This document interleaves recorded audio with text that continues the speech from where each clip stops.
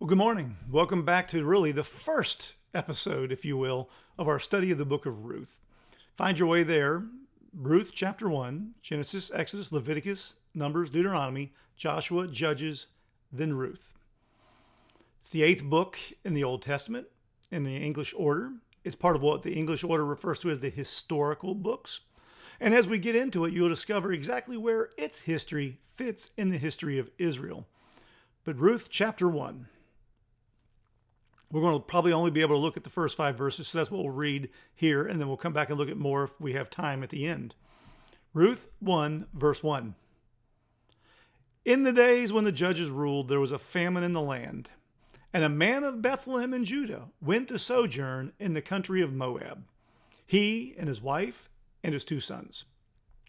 The name of the man was Elimelech, and the name of his wife was Naomi, and the name of his 2 sons were Mahlon and Chilion. They were Ephrathites from Bethlehem in Judah. They went into the country of Moab and remained there. But Elimelech, the husband of Naomi, died, and she was left with her 2 sons. These took Moabite wives. The name of the one was Orpah, and the name of the other Ruth. They lived there about 10 years, and both Mahlon and Chilion died, so that the woman, speaking specifically of Naomi there, was left without her 2 sons and her husband. Now, as we think about this book of Ruth, context is everything, as they say, right? If you think you're going to start a new business, you want to go location, location, location. Right location, you might succeed. Wrong location, you're doomed to failure. Understanding the context of Ruth helps you understand what's going on in the city where they're at and the nation of Israel around them that kind of drives the decision as well as sets up the situation, the tension, if you will, and the drama of this story.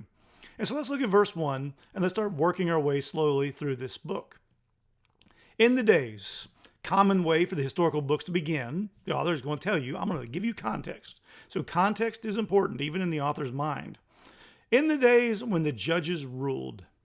And so the book of Ruth is set in the same time period as part of the book of Judges. Now, Judges spans a couple hundred years at least, and so we can't narrow down exactly which time period it is, but sometime after the conquest at the end of Joshua, sometime before the arrival of Samuel and the promise of the king, first with Saul and David, somewhere maybe based on when you put the Exodus, somewhere in the 1300s to the 1100s-ish. But it's more important to think about what's going on during the book of Judges. Remember, the book of Judges is not just a story about heroes that God sends to rescue Israel. The story in the book of Judges is driven by the fact that repeatedly we were told that there was no king in Israel, and every man did what was right in his own eyes.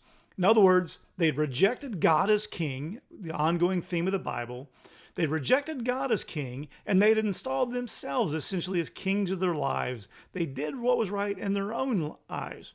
And that's why God every so often would send an enemy, war, to attack the people in the time period. They would cry out, they would repent, God would send a judge, rescue them, and then we'd do it again. In fact, if you remember from the book of Judges, that cycle happens 12 times. Doesn't mean that's all that God ever did. Doesn't mean that there were more than that. Doesn't mean less. The number 12 is most likely symbolic there, representing that all of Israel struggled with this problem. And so God has given them the land of the promise. And as soon as they're there, as soon as Joshua is dead, the land falls into anarchy. And God, who is patient and steadfast in love, tries over and over again to rescue them, to save them, not from their enemies, but from themselves. And so that's the background of the book of Ruth, this ongoing repeating cycle of rebellion, repentance, and rescue. And here we are in the days when the judges ruled. Now notice what's going on when the judges ruled during this particular book. In the days when the judges ruled, there was a famine in the land. Famine, there's not enough food. But it's more than just simply the shelf stores were barren. Famine was one of the predicted punishments for the people's evil in the land. If they sinned, famine was understood to be a sign of God's divine unhappiness, his punishment upon them. And so as we read it, think of the context of Judges.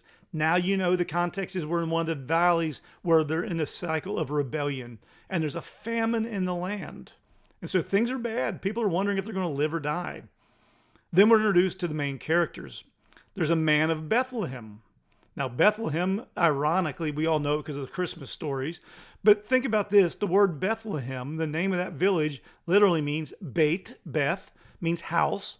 Lehem in Hebrew is lechem, which means bread. There's a famine in the house of bread. There's no food to eat, even in the breadbasket of Bethlehem in Judah. And so there's this man, we don't get his name right away, but he's in the breadbasket where there is no bread. And so he leaves the land, it says in verse 1. He went to sojourn, to live temporarily. He went to sojourn in the country of Moab. And so here's a man of God, a person of Israel, who is voluntarily choosing to leave Israel because there's no food. And so he leaves the promised land. He leaves the land of blessing, and he goes to Moab. Now, Moab is east of the Jordan River. It's that valley, if you will, or the plain where Joshua and the people set up while they were waiting to cross over into the promised land.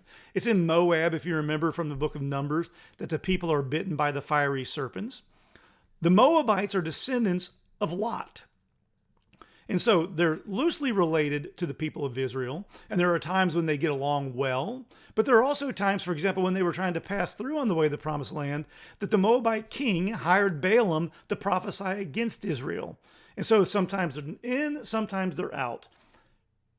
But the situation is so bad, that's the only place that the man feels that he can go. And so he goes to sojourn in the country of Moab, he, his wife, and his 2 sons. And so he's responsible for his family, and he takes them with him. Verse 2 introduces us now to the names of the characters. The name of the man was Elimelech. Some of you might, if you're hooked on phonics, Elimelech. Elimelech is related to 2 Hebrew words. Eli is related to the word El, which means it's God. And Melech is related to the word that we get king from. And so it might be that the author is telling us here that this man whose name is God is King, in a time period when there is no king in Israel, so a man did what was his right, is playing on this irony of a man who claims that God is the king of his life, is leaving the promised land to go elsewhere because he doesn't have hope, or maybe worse, he doesn't have faith that God will remedy the situation at home. And so Elimelech, the name of his wife was Naomi. Her name means pleasant, which is ironic if you know the rest of the story of Ruth. And then the names of the 2 sons, Mahlon and Chilion. They were Ephrathites, we're told in verse 2. So Ephrathites, there's their tribal connection. They live in Bethlehem, which is in Judah, the largest territory, the largest tribe of the 12 tribes. Now remember, there's covenant language here. Judah is the one who had been promised by his dad before he died that he one day would gain the inheritance. Judah is the one through whom one day the Messiah will come. And so we're already getting all these expectations set up. Sin, rebellion, exile. And yet maybe there's an important connection here to Judah and one day the one who will come and make all things right for the people. They went into the country of Moab. They crossed the Jordan River. They reversed, if you will, the conquest, and they remained there. And so it turns out to not be a short stay, a sojourn. They settled in for the long haul. And then here comes the twist. But Elimelech, the husband of Naomi, he died. Now remember, the wages of sin is death. As I read this story, I see that as Elimelech is being punished for sin. The sin being what? That he's abandoned the land. He's given up his inheritance. He's lacked trust in God. And so with this ironic name of God as king, he took matters into his own hand and he died. And so the husband of Naomi died and she was left with her 2 sons. Now they're there for a long time. We don't know how long. These 2 sons, Mahlon and Chilion, then, they took Moabite wives. Now, this is not forbidden in the sense that they're told elsewhere not to be unequally yoked, not to marry the pagans. Again, they're loosely related here. But those who do marry Moabite wives, according to Deuteronomy, aren't allowed to enter into the temple. They're not allowed to have that direct access to God that the temple represents. And so there's a catch. I'm not going to tell you you can't marry those people, but it will undermine your religious relationship with the father. And so they took that decision. Just like dad made the decision to leave the land, the two sons made the decision to marry Moabites. Then we're introduced to the names of the two daughters-in-law. The name of the one was Orpah, and the name of the other, the namesake of the book, was Ruth. Now we finally get the details about how long they remained in the land. They lived there about 10 years. And so a decade. And then tragedy strikes again, and both Mahlon and Chilion died. Now, it could just be historical context. The men are dead. But the picture here is that the men have, in one sense or another, rebelled against God's will and his ways. They've rejected the relationship because of physical needs and requirements of food and companionship, and they've all died for it.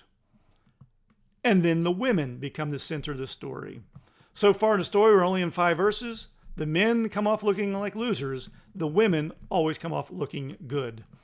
So that the woman, Naomi, was left without her 2 sons and her husband. Sin brings isolation. It brings exile. And here's Naomi with her 2 Moabite daughters-in-law. The men in their lives are gone, and they're stuck in a predicament. Come back next time, and we'll keep digging into the book.